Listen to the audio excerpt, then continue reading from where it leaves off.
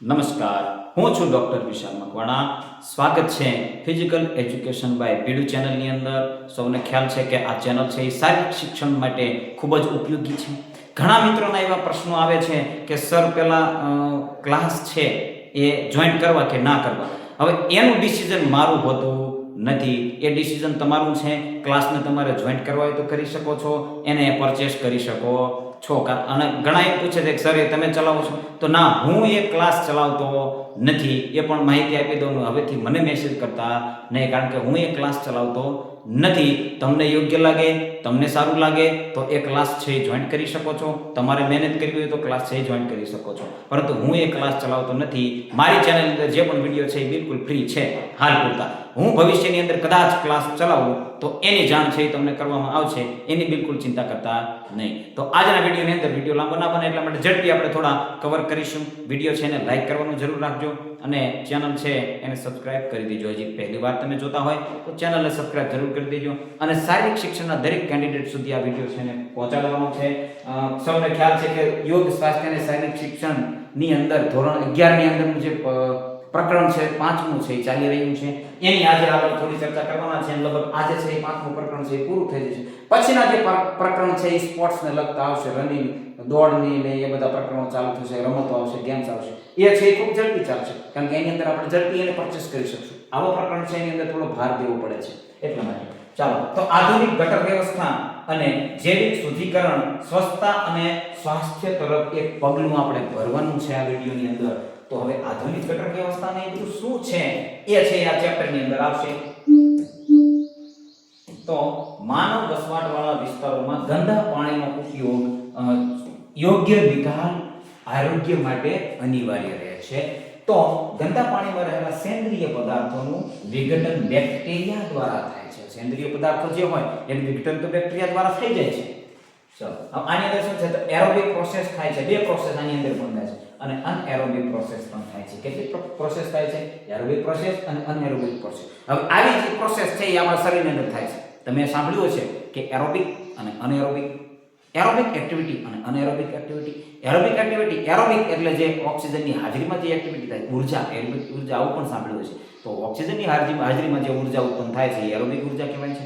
ઓક્સિજનની ગેરહાજરીમાં જે એરોબિક ઉર્જા ઉત્પન્ન થાય છે અને અનએરોબિક કહેવાય છે. તો આની અંદર પણ એવું જ છે. ઓક્સિજનની હાજરીની અંદર કેટલી પ્રોસેસ છે? અહીંયા લખ્યું O2. O2 એટલે ઓક્સિજન અને અહીંયા O2 હશે નહીં એટલે અનએરોબિક છે. એની અંદર પણ કેટલી પ્રોસેસ થતી હોય છે. જો અહીંયા તમે જુઓ છો પ્રોસેસ આ પ્રકારનું છે ચિત્ર. તો અહીંયા ઓક્સિજન વગરનું છે આવું ચિત્ર થઈ શકે છે. ખ્યાલ આવે છે? તો આ બે પ્રોસેસ છે. તો હવે સેન્દ્રિય પદાર્થ છે પ્લસ ઓક્સિજન એની અંદર ભળશે તો અકાર્બનિક પદાર્થો છે જે નુકસાનકારક નથી. શું થાય છે? સેન્દ્રિય પદાર્થો છે એની અંદર જો ઓક્સિજનને ભેળવવામાં આવે, શું કીધું છે?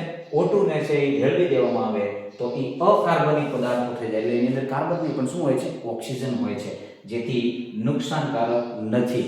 બરાબર છે? હવે ચેતવણી શું છે? તો જો ઓક્સિજન વગર વિઘટન થાય તો દુર્ગંધ ફેલાય છે અને રોગચાળો વધે છે. હવે તમને ખ્યાલ, હવે આ વાક્ય ઉપરથી તમને ખ્યાલ આવી જવો જોઈએ કે જે પણ વસ્તુ છે એ વિઘટન થાય છે અને દુર્ગંધ ફેલાવે છે તેની જે વિઘટન પ્રક્રિયા છે એ ઓક્સિજન વગર થઈ હશે, જેના કારણે તે છે એ દુર્ગંધ ફેલાવે છે. આની અંદર કદાચ બીજા આનું સાયન્સ જોવા જશો તો એની અંદર બીજા પરિબળો કામ કરતા હશે, પરંતુ આપણને અત્યારે એટલો ખ્યાલ આવી શકે છે કે ઓક્સિજન વગરની જે વિઘટન થાય છે એની અંદર દુર્ગંધ ફેલાય છે, રોગચાળો વધે છે. ઓક્સિજનની સાથે અકાર્બનિક પદાર્થો બને છે જે નુકસાન કરતા નથી. આટલું તમારે યાદ આની અંદર છે એ ખ્યાલ આવી જવો જોઈએ.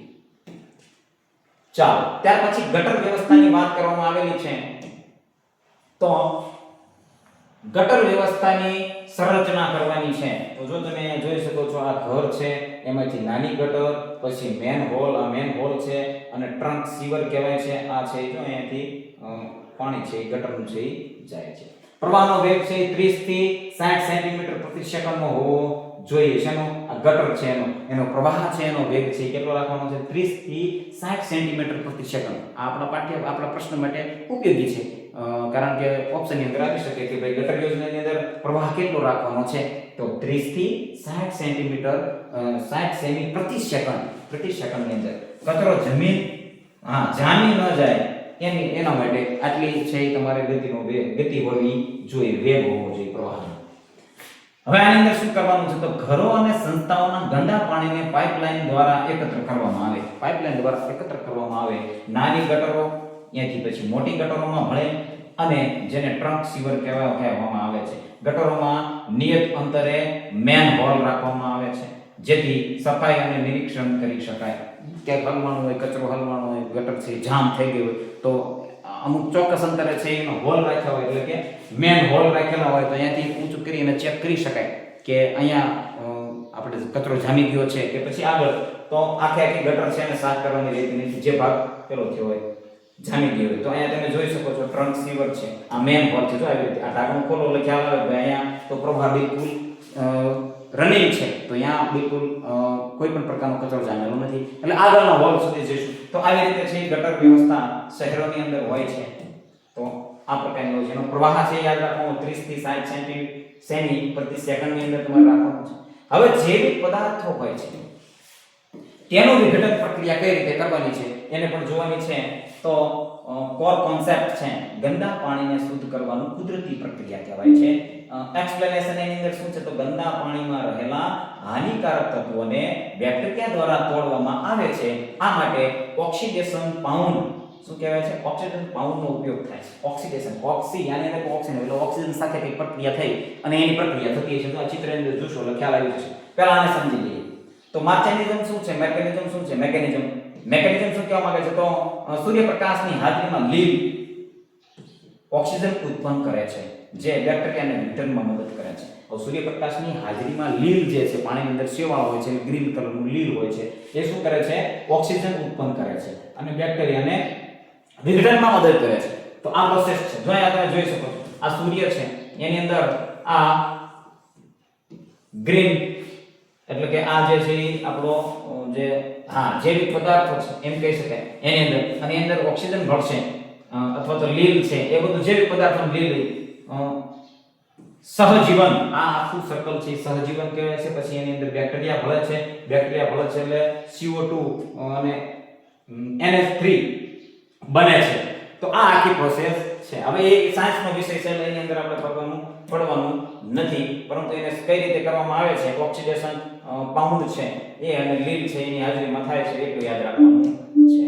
હવે ઓક્સિડેશન પાઉન્ડ શુદ્ધિકરણ તળાવ, આખું તળાવ કઈ રીતે કરી શકો તમે જો અહીંયા તમે જુઓ છો તળાવની અંદર આવી રીતે. તો ડિઝાઇન કઈ રીતે કરવાની છે તો આ છીછરા તળાવો 2 થી 3 મીટર ઊંડા હોય છે. કેટલા હોય છે હવે આ તળાવનું ઊંડાણ કેટલું હોય છે આ આપણા માટે અગત્યનું બની રહે છે. 2 થી 3 મીટર ઊંડા હોય છે. પ્રોસેસ શું કરવાની છે તો તેમાં હવા, સૂર્યપ્રકાશ અને બેક્ટેરિયા વચ્ચે જૈવિક પ્રક્રિયા થાય છે. જેના વિશે શાના અંદર થાય છે તો હવાની અંદર, સૂર્યપ્રકાશની અંદર, બેક્ટેરિયાની વચ્ચે જૈવિક પ્રક્રિયા થાય છે. હવે સ્લેજ કહેવાય છે. શું કહેવાય છે સ્લેજ? તો વિઘટન પછી જે ઘન કચરો નીચે બેસી જાય છે તેને સ્લેજ કહેવાય કહે છે. આ સ્લેજનો ઉપયોગ ખાતર તરીકે કરી શકાય છે. જો અહીંયા તમે જોઈ શકો છો કે અહીંયા જે નીચે કચરો બેઠો છે આની અંદર એને સ્લેજ કહેવાય છે. વ્યાખ્યા આપેલી હોય કે આ શુદ્ધિકરણ તળાવ છે એટલે કે ઓક્સિડેશન પાઉન્ડ શુદ્ધિકરણ તળાવ છે એની અંદર જે નીચે બેસેલો કચરો છે એને શું કહેવામાં આવે છે સ્લેજ કહેવામાં આવે છે. યાદ રાખવાનું છે સ્લેજ કહેવામાં આવે છે. શેની હાજરીમાં એ પ્રોસેસ થાય? હવા, સૂર્યપ્રકાશ અને બેક્ટેરિયાની વચ્ચે જેવી પ્રક્રિયા થાય છે. અંતે એ સ્લેજનો ઉપયોગ ક્યાં થાય છે તો ખાતર તરીકે થાય છે. આ પણ યાદ રાખવાનું છે. ચાલો હવે ગટરના પાણી છે, પાણીના નિકાલના ફાયદા શું છે? ગટરના ગંદા પાણીના નિકાલના ફાયદા શું થાય તો ગંદા પાણીમાં રહેલા નાઇટ્રોજન અને ફોસ્ફરસ જેવા તત્વો જમીનમાં ઉત્તમ ખાતર બને છે. નાઇટ્રોજન અને ફોસ્ફરસ જેવા તત્વો છે એ જમીન માટે ઉપયોગી છે એટલે ખાતર તરીકે કામ આવે છે. બાયોગેસ કદાચ બનાવ્યો હોય તો ગટરના કચરાના આચ્છાદન છે વિઘટનથી મિથેન ગેસ ઉત્પન્ન થાય છે જેથી ઈંધણ તરીકે ઉપયોગ કરી શકાય છે. જે બાયોગેસ પ્લાન્ટ લગાવેલો હોય એ ગેસ ઉત્પન્ન કરે છે તો ગેસ છે ઈંધણ તરીકે તમે ઉપયોગ લઈ શકો છો. પર્યાવરણની સુરક્ષા અને ચેપી રોગથી બચાવ માટે આ છે ગંદુ પાણી છે નિકાલ કરવો એ ખૂબ જ અગત્યનું છે. ચાલો તો આ એની માહિતી થઈ. ત્યારબાદ આરોગ્ય માટે કેટલીક સુરક્ષા છે એની તકેદારી રાખવાની છે. આરોગ્ય અને સુરક્ષાના તકેદારીના પગલાં લેવાના છે, ચેતવણી આપેલી છે અને ખેતી કરવાની છે. તો આ બે ઓપ્શન આપેલા છે આની અંદર. તો ચેતવણી શું છે તો ગંદુ પાણી ખુલ્લું ન રાખવું જોઈએ, કારણ કે તે મચ્છરો અને જીવજંતુઓનું ઉદ્ભવ સ્થાન બને છે. એટલે આવી રીતે ખુલ્લું રાખવાનું નથી. ખેતી કરવાની છે તો ગટરના પાણીનો સીધો ઉપયોગ ખેતીમાં કરતા પહેલા શુદ્ધિકરણ કરવું. શું કીધું? ગટરનું પાણી આવે છે તો એ પહેલા છે એને શુદ્ધ કરવું ને પછી જ ખેતીની અંદર ઉપયોગ કરવો. ડાયરેક્ટ ખેતીની અંદર ઉપયોગ કરવું ને, કારણ કે એની અંદર ઘણા બધા એવા કેમિકલ પણ હોય છે જે ખેતીને છે એ પાકને નુકસાન કરે છે, ખેતીને નુકસાન કરે છે અને જમીનને પણ નુકસાન કરતા હોય છે. નિષ્કર્ષ શું નીકળે છે? તો સ્વચ્છ ગટર વ્યવસ્થા એ તંદુરસ્ત સમાજની પાયાની જરૂરિયાત છે. સ્વચ્છ ગટર વ્યવસ્થા છે એ તંદુરસ્ત સમાજની પાયાની જરૂરિયાત છે. આવું સરસ મજાનું વાક્ય આપેલું છે. તો આવી બધી પ્રોસેસ છે આની અંદર. ચાલો તો જોઈ લો કેટલો ટાઈમ થયો છે, નહીતર પછી એ ટોપિક છે એને પણ આપણે લઈ લઈએ. 10 મિનિટ થઈ છે તો એને પણ સાથે સાથે લઈ લઈએ, જેથી કરી આ પ્રકરણ છે ને આપણે પૂરું કરી લઈએ. ચાલો ગોબર ગેસ વિશે છે આપણે ગયા વિડિયોની અંદર ચર્ચા કરી હતી કે આવી બધી માહિતી આવશે. તો ગોબર ગેસ છે શાશ્વત ઉર્જા અને ગ્રામીણ નવ પરિવર્તન માટે ખૂબ જ ઉપયોગી છે. ગોબર ગેસ ધોરણ 11 યોગ સ્વાસ્થ્ય અને શારીરિક શિક્ષણ. ચાલો તો એની અંદર વિષય પ્રવેશ છે તો કે ઉર્જા અને સ્વચ્છતાનું શ્રેષ્ઠ સાધન છે. શું છે? ગોબર ગેસ પ્લાન્ટ. ગામડાઓમાં પશુપાલન મુખ્ય વ્યવસાય હોવાથી બળતણ માટે છાણનો ઉપયોગ થાય છે. છાણનો ઉપયોગ ઘણા કરતા હશે, ઘણાને ખ્યાલ હશે. સિટીમાં રહેતા હશે તો એને ખ્યાલ હશે નહીં. પરંપરાગત ઉપયોગ કરતા ગોબર ગેસ વધુ કાર્યક્ષમ અને પ્રદૂષણ મુક્ત છે. દ્વિલાભ એટલે કે બે લાભ થાય છે. રસોઈ માટે ગેસ મળે છે, ખેતી માટે ઉત્તમ સેન્દ્રિય ખાતર મળે છે. બે લાભ થાય છે ગોબર ગેસ પ્લાન્ટ છે એને શરૂ કરવાથી. એક તો ઈંધણ તરીકે તમને ગેસ મળે છે અને સેન્દ્રિય ખાતર મળે છે. તો આવી રીતે ગોબર ગેસ પ્લાન્ટનો છે એ વિચાર છે એ ખૂબ જ સારો વિચાર છે, જેને ગામડાની અંદર, કારણ કે ગામડાની અંદર છે એ પશુપાલન કરતા હોય છે તો એનું જે મળમૂત્ર છે એ અને એની સાથેનો કેટલો કચરો છે એ છે એની અંદર ગોબર ગેસ પ્લાન્ટની અંદર નાખો છો તો તમારે છે ગેસ છે એ પણ ચાલુ થઈ જાય છે. ગેસનો ઉપયોગ તમે ઈંધણ તરીકે કરી શકો છો અને બાકી જે કચરો વધે છે એને આપણે ખાતર તરીકે ઉપયોગ કરી શકીએ છીએ. આ સિમ્પલ વસ્તુ છે. ગોબર ગેસ પ્લાન્ટના મુખ્ય ઘટકો કયા કયા છે? તો જો છાણ છે એટલે આવો સરસ મજાની ટાંકી બનાવેલી એની અંદર છાણ ભરવાનું છે. હવે આ પંખી જેવું છે એ છાણને છે બરોબર વલોવે છે, એની અંદર પાણી પણ નાખવાનું છે. ઇનલેટ પાઇપ છે, આ ઇનલેટ પાઇપ છે એટલે અહીંથી આની અંદર જાય છે. મિશ્રણને ડાયજેસ્ટ સુધી પહોંચાડે છે. અહીંયા પાચન પ્રક્રિયા, ડાયજેસ્ટ એટલે પાચન પ્રક્રિયા ક્યાં થાય છે? અહીંયા થાય છે. પ્રોસેસ ક્યાં થાય છે? અહીંયા થાય છે. મિક્સિંગ ટેન્ક, જ્યાં છાણ અને પાણી મિક્સ કરવામાં આવે છે. એટલે આ મિક્સિંગ ટેન્ક છે, પાણી અને છાણને મિક્સ કરવામાં આવે પછી અહીંયા જાય છે. ખ્યાલ આવે છે? આ પ્રોસેસ છે. હજી કદાચ આગળ એક ચિત્ર આવશે એની અંદર થોડું વધારે સમજાશે. હા જો અહીંયા ગોબર ગેસ પ્લાન્ટના મુખ્ય ઘટકો જે ચાલુ છે, શું છે? ચાલુ ગેસ છે. તો અહીંયા મિક્સ થઈ ટાંકી અહીંયા સુધીનું આપણે સમજ્યા હતા. હવે ડાયજેસ્ટ પાચન કુંડ છે જો અહીંયા છે એની અંદર પણ પંખી છે, જ્યાં ગોબર ગેસ બનવાની પ્રક્રિયા થાય છે. ક્યાં થાય છે? અહીંયા થાય છે. હવે આ પાઇપ છે અહીંથી અહીંયા જો આઉટલેટ પાઇપ કહેવાય છે, જેને વધારાનું ખાતર છે સ્લરી બહાર કાઢવા માટેનું હોય છે. વધારાનું ખાતર બહાર કાઢવા માટે. હવે આ જે છે એની અંદરથી જો અહીંયાથી વરાળ સ્વરૂપે આપણને સૌને ખ્યાલ છે કે વરાળ છે એ ઉપર જાય છે, ગેસ છે એ પણ ઉપર જાય છે. તો આની અંદર ગેસ થાય છે, અહીંયા પાઇપ ગેસ હોલ્ડર છે અને ઉપરનો ભાગ છે ગેસ એકઠો થાય છે. આ એકઠો થાય છે અને એ પાઇપ છે એ લાગેલું સીધું તમારા જે રસોડાની અંદર અથવા તો રાંધણ જે ક્યાં પણ રાંધણ રૂમ છે એની અંદર તમે આનો ઉપયોગ કરી શકો છો અને રાંધણ ગેસ તરીકે આનો ઉપયોગ થાય છે. બાયોગેસના જે ફાયદા છે એ ખૂબ જ અગત્યના છે. તો આવી રીતે આની બાયોગેસની પ્રોસેસ હોય છે. ત્યારબાદ ગોબર ગેસ બનાવવાની જે પ્રક્રિયા છે એ કઈ રીતની હોય છે? તો એનએરોબિક અવાયુ પાચન.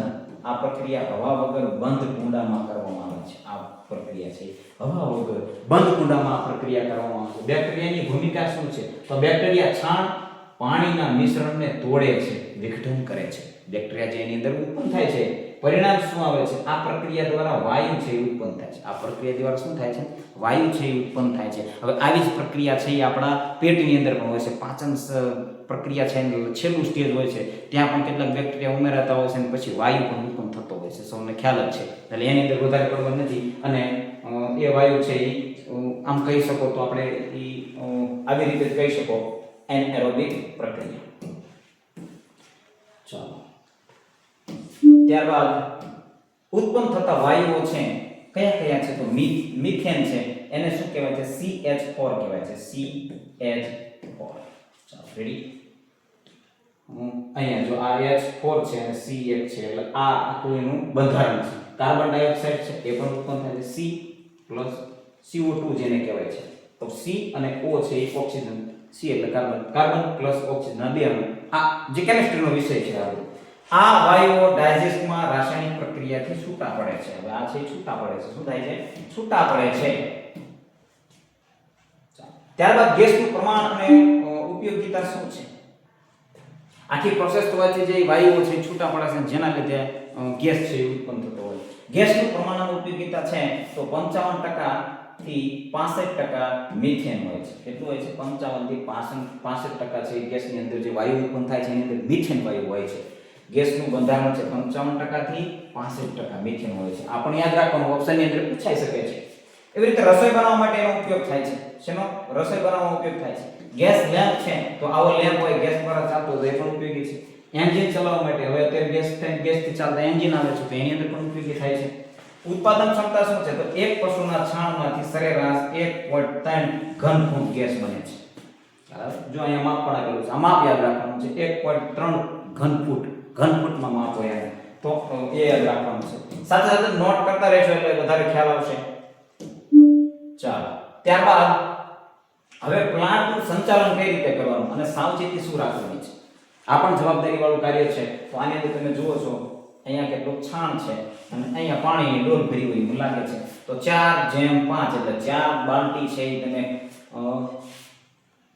પ્રાણીઓનું મળ લીધું એટલે કે ગોબર લીધો હોય તો એની સામે છે 5 ડોલ પાણી છે એની અંદર ઉમેરવાનું છે. આ એનું માપ છે.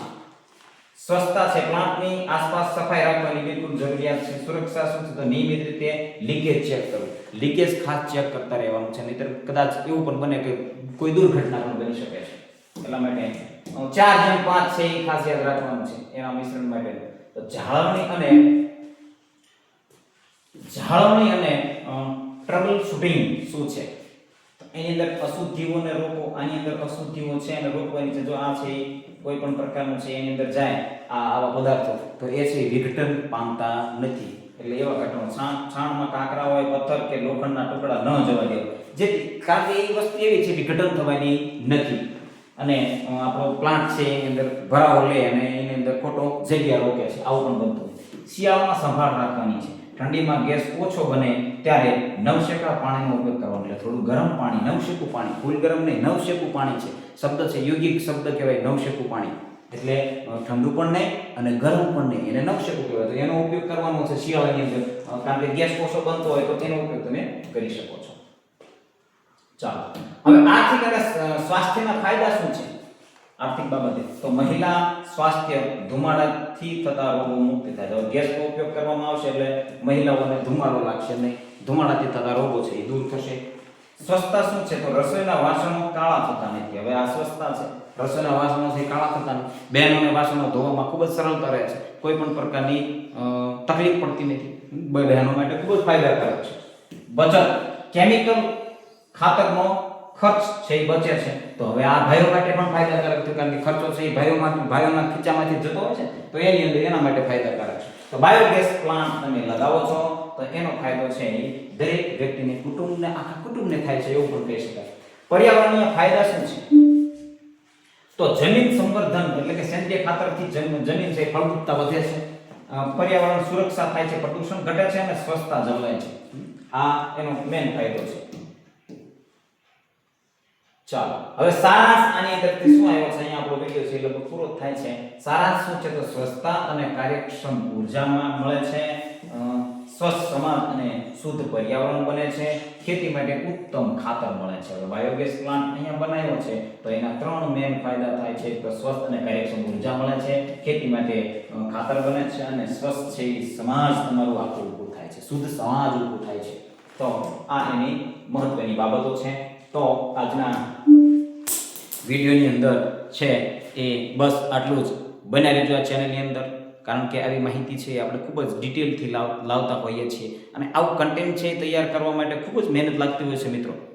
કારણ કે આ સરસ મજાનું આકર્ષક ચિત્રો સાથેનું કન્ટેન્ટ છે એ તમારા સમક્ષ લાવું છું જેથી કરી જલ્દી યાદ રહી જાય. કારણ કે આ ચેપ્ટર બધા છે આપણે એની અંદર કેટલી માહિતી એવી આવતી હોય છે. ચિત્રો હશે તો આપણને ખ્યાલ આવશે ક્યાંથી ક્યાં કચરો જાય છે. બાયોગેસ પ્લાન્ટનું ઉદાહરણ લઈએ તો ક્યાંથી ક્યાં કચરો જાય છે, ત્યાં શું પ્રોસેસ થાય છે, ઓક્સિજન ક્યાં મળે છે, ક્યાંથી મિથેન વાયુ બહાર આવે છે, આ બધી ખ્યાલ હોય છે. તો ચિત્ર હોય તો આપણને સરળતાથી એ માહિતી યાદ રહી જતી હોય છે.